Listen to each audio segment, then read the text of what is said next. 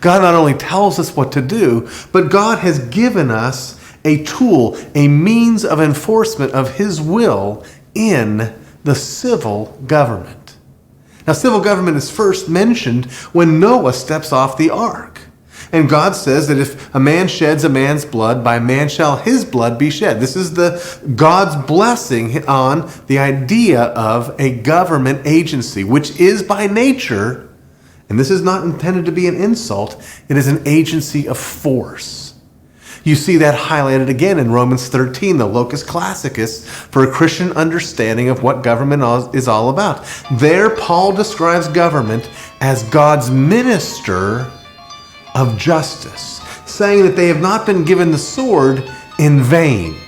The tool of the state is the sword, because their calling is to punish evildoers, which, by the way, is a profoundly different calling from feeding people and clothing people and everything else that the government has gotten itself involved in. No, God's goal is that the government would punish evildoers.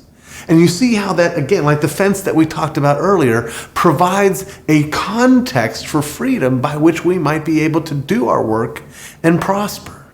But you might also see that it provides a dangerous temptation.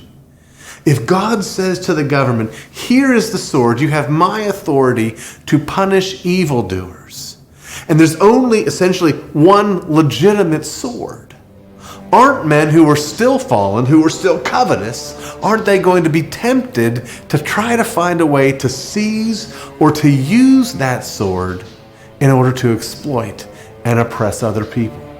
What we see in government systems of economics that aren't founded on the principles of liberty is different groups of folks vying for control of that sword to oppress other folks.